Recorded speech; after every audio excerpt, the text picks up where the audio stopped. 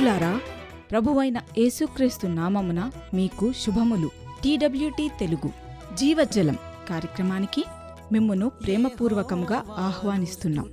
రండి, పరిశుద్ధ దేవుని వాక్యాన్ని ధ్యానం చేద్దాం. యెహోవాను స్తుతించుడి, యెహోవాను స్తుతించుడి, యెహోవాను స్తుతించుడి. పరమాకాశములారా, పరలోక దూతలారా, పరలోక సైన్యములారా, ప్రభువును స్తుతించుడి. పరమాకాశములారా, పరలోక దూతలారా, పరలోక సైన్యములారా, ప్రభువును స్తుతించుడి. యెహోవాను స్తుతించుడి. ఈ ప్రత్యేకమైన సమయంలో దేవుని వాక్యాన్ని నేర్చుకుందాం. కుటుంబ సమేతంగా వాక్యాన్ని వినటానికి ప్రయత్నించండి. ప్రార్థన. సర్వసృష్టికర్త, ప్రేమగల తండ్రి, ఈ ప్రత్యేకమైన సమయంలో మీ వాక్యాన్ని ధ్యానించాలని ఆశపడుతూ వచ్చాం. మీ మెల్లనైన స్వరాన్ని మాకు వినిపించమని ప్రార్థిస్తూ ఉన్నాం. ఆత్మీయంగా బలపడటానికి సహాయము చేయమని యేసుక్రీస్తు నామమున ప్రార్థిస్తున్నాము తండ్రి, ఆమెన్. ఈ దిన అంశము స్తుతి. మన జీవితంలో గుర్తుంచుకోవాల్సిన ప్రాముఖ్యమైన విషయాలలో దేవుణ్ణి స్తుతించటం ఒకటి. మనకు వయసు పెరిగే కొద్దీ ఇది మరింత ప్రాముఖ్యంగా అవుతుంది. గడచిన కాలంలో మన జీవితంలో దేవుడు చేసిన మేళ్లను, ఆయన చూపిన కృపను గుర్తు చేసుకున్నప్పుడు ఆయనను స్తుతించకుండా ఉండలేము. మనస్సాక్షితో ఆలోచన చేస్తే ఆయనను స్తుతించవలసినంతగా మనం ఇప్పుడు ఆయనను స్తుతించటం లేదు. ప్రియ శ్రోతలు, అనేక సందర్భాల్లో నేను స్తుతిస్తూ ఉంటాను. ఇది నా అలవాటు. ఈ చిన్న అలవాటు నాకు ఒక ఆశీర్వాదంగా మారింది. నా జీవితంలో దేవుడు నన్ను దీవించి సహాయం చేసి భద్రపరచటం, అనేక సందర్భాల్లో దేవుడు నా జీవితంలో చేసిన ఆశ్చర్య కార్యాలను నేను జ్ఞాపకం చేసుకున్నప్పుడెల్లా ఆయనను స్తుతిస్తూ పాటలు పాడుకుంటూ ఉంటాను. నాకు ఒక స్తుతిపాట చాలా ఇష్టం. మేళ్లన్నీ ఇచ్చు దేవునిన్ స్తుతించు సర్వసృష్టియున్ స్తుతించు మోక్ష సైన్యముల్. రమ్యమైన ఈ కీర్తనతో మీరు కూడా దేవుని స్తుతించండి. పదే పదే అలా చేయండి. మా సంఘంలో దేవుని దీవెన చూసినప్పుడెల్లా ఈ గొప్ప కీర్తనను పాడుతూ ఉంటాం. ఎవరైనా అనారోగ్యంతో ఉన్నప్పుడు ఈ పాట పాడుతూ ఉంటాం. మరి ప్రత్యేకంగా కొంతమంది క్యాన్సర్ లేదా సర్జరీ నుండి కోలుకున్నప్పుడు ఈ కీర్తన పాడుతూ ఉంటాం. ఇంతగా ఈ కీర్తన నా మనసు మీద ముద్ర వేసుకోవటానికి కారణం మా నాన్నగారు ప్రారంభించిన సంఘం. ఇప్పటికే సుమారు 75 సంవత్సరాలు పూర్తి చేసుకున్నది. ఆ 75 ఏళ్ల కృతజ్ఞత ఆరాధనలో దేవుని వాక్యాన్ని అందించే గొప్ప భాగ్యం నాకు దక్కింది. 84వ కీర్తన చూడండి. ఇది ఎంతో రమ్యమైన స్తుతి కీర్తన. దేవుని మందిర ఆవరణంలోనికి వెళ్లడాన్ని గూర్చిన కీర్తన. ఇది దేవుని మందిర ఆవరణం కొరకు తృష్ణగొన్నవానిని గూర్చిన కీర్తన. అయితే ఈ కీర్తన పాడుకోవటానికి ఆదివారం వరకు వేచి ఉండాల్సిన అవసరం లేదు అని ఈ కీర్తనకారుని యొక్క ఉద్దేశం. దేవుని మాటలు వినాలని, ఆయనకు కృతజ్ఞతాస్తుతులు చెల్లించాలని వారిలో ఉన్న లోతైన వాంఛ. ప్రియులారా, గమనించండి. దేవునితో పాటు ఆయన పని కోసం తమతో తీసుకువెళ్లటానికి ఒక అర్పణ కూడా వారు సిద్ధపరుచుకుంటున్నారు. 84వ కీర్తన చెప్తున్నది అదే. సైన్యములకు అధిపతియగు యెహోవా, నీ నివాసములు ఎంత రమ్యములు! యెహోవా మందిర ఆవరణములను చూడవలెనని నా ప్రాణము ఎంతో ఆశపడుచున్నది. అది సొమ్మసిల్లుచున్నది. ఎంత గంభీరంగా ఉందో చూశారా? ఇంకా కొద్దిగా లోతుగా వెళితే బలిపీఠాన్ని గూర్చి మాట్లాడుతుంది ఈ కీర్తన. ఆ రోజుల్లో 2 బలిపీఠాలు ఉండేవి. ఒకటి ఇత్తడి బలిపీఠం, రెండవది బంగారంతో పొదిగించిన బంగారు వేదిక. ఈ 2 పీఠాలను దాటి దేవుని మందిర ఆవరణంలోనికి, ఆయన సన్నిధిలోనికి రావాలన్న తన వాంఛను ఈ కీర్తనాకారుడు తన భావాన్ని వ్యక్తపరుస్తున్నాడు. అక్కడ దేవుడున్నాడని వారికి అంత ఖచ్చితంగా తెలుసు. నా కొరకు నీవు కట్టించిన ఈ మందిరాన్ని నా మహిమతో నింపుతాను. నా నామ ఘనత కొరకు కట్టించిన ఈ మందిరాన్ని నేను పరిశుద్ధపరిచాను, నేను అక్కడ ఉంటాను అని దేవుడే వారికి వాగ్దానమిచ్చాడు. ఇక్కడ మనం గమనించాలి, దేవుడు ఈనాడు కూడా మన సంఘాల్లో ఇలాగే తన సన్నిధిని ఉంచుతానని వాగ్దానం చేస్తున్నాడు. అందుకే సమయం దొరికినప్పుడెల్లా దేవుని మందిరానికి వెళ్ళడం ఎంతో రమ్యమైన అనుభవం. మా రేడియో శ్రోతల్లో చాలామంది ప్రయాణాల్లో ఉన్నారని నాకు తెలుసు. కొంతమంది అనారోగ్యంతో మందిరానికి రాలేని స్థితిలో ఉంటారు. మరికొంతమంది ఆసుపత్రిలో పడకలో ఉండి ఈ మాటలు వింటున్నారేమో. మీ పరిస్థితి ఏదైనా కాని దేవుని మందిరానికి వెళ్ళాలి అన్న తపన మీలో కలగాలని నేను ఈ మాటలు మీతో వివరిస్తూ ఉన్నాను. ఒకవేళ దేవుని మందిరానికి వెళ్ళలేని స్థితిలో మీరుంటే ఆ సంగతి, నీ పరిస్థితి దేవునికి తెలుసు. మీరు దేవుని కుటుంబంలోనే ఉన్నారు. బాధపడకండి, దేవుడు మిమ్మల్ని అర్థం చేసుకోగలడు. ఈ ప్రసారం ద్వారా ఆయన మాటలు మీరు వినగలుగుతున్నారు. అయితే దేవుని మందిరానికి వెళ్ళగలిగితే మీరు ఇంకా ఆనందంగా చేయగలిగేవి చాలా ఉన్నాయి. కొన్ని ప్రాముఖ్యమైన ధన్యతలున్నాయి, గమనించండి. వాక్య ధ్యానం చేయవచ్చు, బలలో ఆయనతో సహవాసం చేయవచ్చు, నీ కానుకలను, అర్పణలను దేవునికి అర్పించవచ్చు. అంతేకాదు మిగతా సభ్యులతో సహవాసం చేయొచ్చు. వారి కుటుంబ ప్రార్థన అవసరతలు నీవు తెలుసుకుని వారి కొరకు ప్రార్థించగలవు కదా. దేవుని కుటుంబంలో సహవాసానికి చోటు ఉన్నది. అందుకే అది దేవుని కుటుంబం అని పిలువబడుతుంది. ఒకరినొకరు ప్రేమ శ్రద్ధలతో పరామర్శించుకోవాలి. దేవుని ఆరాధించే మందిరంలో ఇవన్నీ జరగటానికి ఆస్కారం ఉంది. 4వ వచనం దేవుని స్తుతించడాని గూర్చి మాట్లాడుతోంది. మనందరము సంఘానికి వచ్చి దేవుని స్తుతిగీతాలు పాడుతూ ఉంటే ఎంత అద్భుతంగా ఉంటుంది. సంఘంలో జరిగే ఆరాధనలో ఏ రకమైన పాటలు పాడాలి, ఎలాంటి సంగీతాన్ని వాడాలి అని వాదోపవాదాలు చేసుకునేవారు కూడా ఉన్నారు. గుర్తుంచుకోవాలి, దేవుణ్ణి మహిమపరచగలిగే ఏ పాట అయినా, ఏ సంగీతమైనా, ఏ పద్ధతి గల ఆరాధననైనా మనం అనుసరించవచ్చు.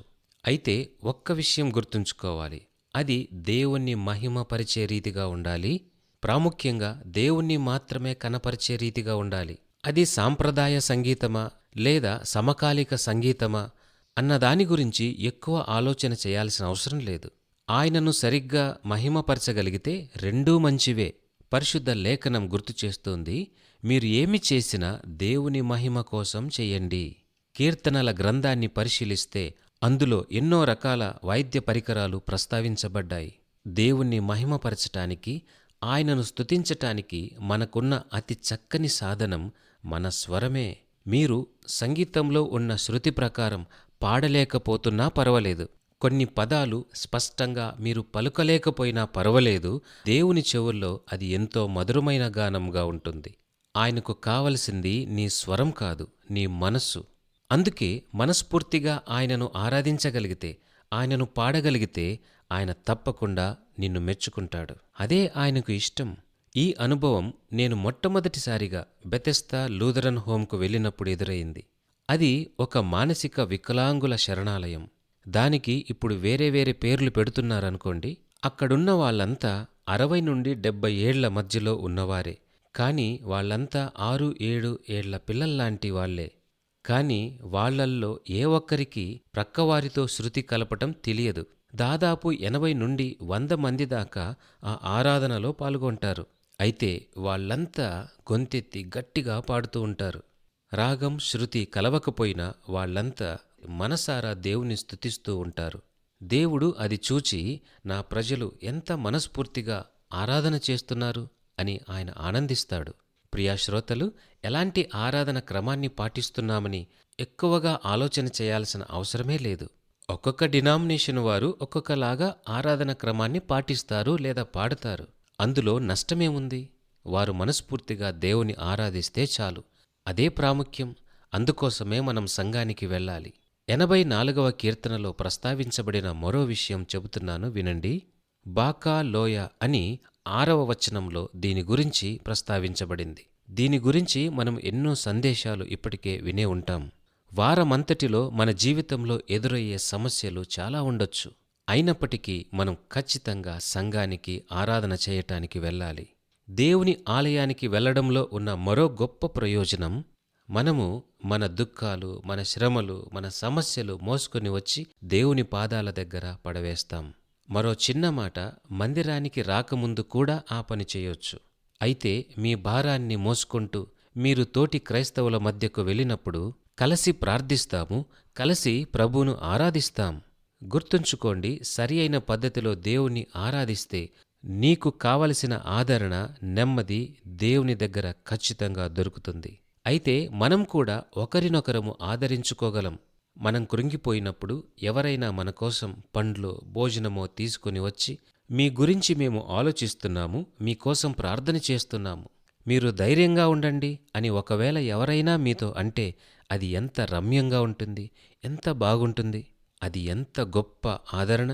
ఇక్కడ ఒక విషయాన్ని గమనించాలి. నిన్ను ఆదరించే కుటుంబం నీకుంటే అది ఎంత శ్రేష్టం.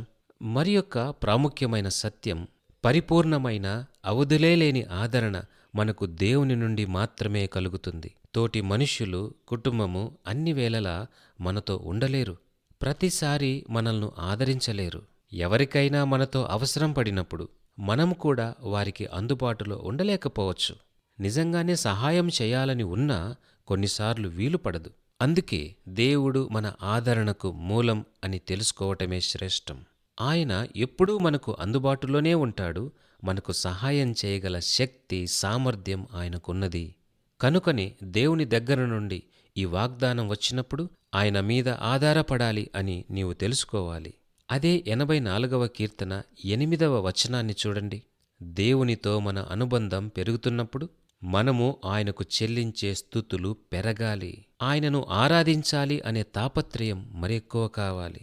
నాకు చాలా పనులున్నాయి, నేను మందిరానికి రాలేకపోతున్నాను, నేను బిజీగా ఉన్నాను అంటూ సంఘానికి వెళ్లకుండా నిర్లక్ష్యం చేస్తున్నావేమో, జాగ్రత్త.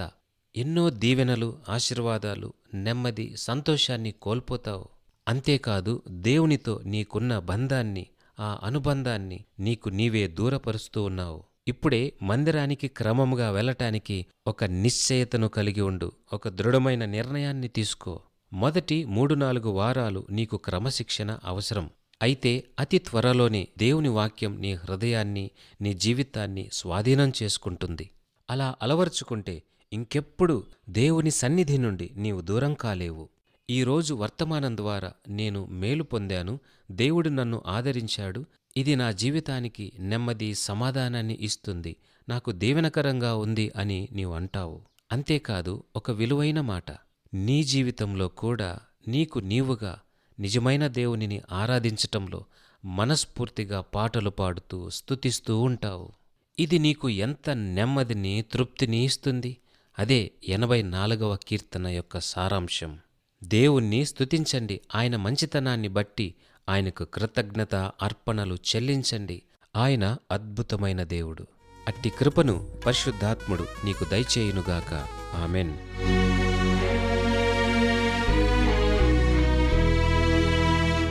వివరములకు మా ఇమెయిల్ listenersfeedback@gmail.com, వాట్సాప్ SMS కొరకు ఫోన్ నంబర్ 8523047990. పరిశుద్ధ దేవుడు మిమ్మును దీవించునుగాక. ఆమేన్. కాంతి కలిగిన నక్షత్రములారా కర్తను కీర్తించుడి, సూర్యచంద్రులారా సాధ్యుని స్తుతించుడి. కాంతి కలిగిన నక్షత్రములారా కర్తను కీర్తించుడి. పైనున్న జలముల్లారా పావనుని స్తుతించుడి. పైనున్న జలముల్లారా